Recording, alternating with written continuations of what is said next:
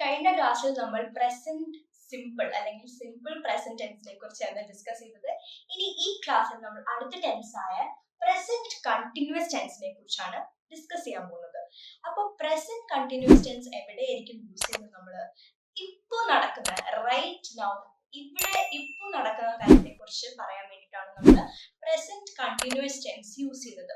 അത് മാത്രമല്ല, ഇനി ഫ്യൂച്ചറിൽ നടക്കാൻ പോകുന്ന കുറച്ച് കാര്യങ്ങളില്ല, പക്ഷെ പ്രസന്റിൽ അതിന് എന്തെങ്കിലും ഇമ്പോർട്ടൻസ് ഉണ്ടായിരിക്കും. അങ്ങനെ ഫ്യൂച്ചറിൽ നടക്കാൻ പോകുന്ന കുറച്ച് കാര്യങ്ങൾക്കും കൂടെ വേണ്ടി നമ്മൾ പ്രസന്റ് കണ്ടിന്യൂസ് ടെൻസ് യൂസ് ചെയ്യും. ഇനി ഇതിന്റെ റൂൾ എങ്ങനെയാണെന്ന് നോക്കാം. റൂൾ വരുന്നത് subject plus am or is or are plus verb വരും.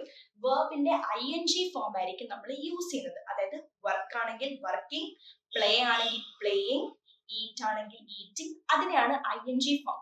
അപ്പൊ ING ഫോം ഭയങ്കര ഇമ്പോർട്ടന്റ് ആയിട്ടുള്ള ഒരു റൂൾ ആണ് ഇവിടെ. കാരണം പ്രസന്റ് കണ്ടിന്യൂസ് ടെൻസിലായിരിക്കും നമ്മൾ ING ഫോം യൂസ് ചെയ്യുന്നത്. അപ്പൊ ഇതാണ് ഇവിടെ റൂൾ എന്ന് പറയുന്നത്. ഇനി ഇതിന്റെ കുറച്ച് എക്സാമ്പിൾസ് നമുക്ക് അടുത്ത ക്ലാസ്സിൽ നോക്കാം.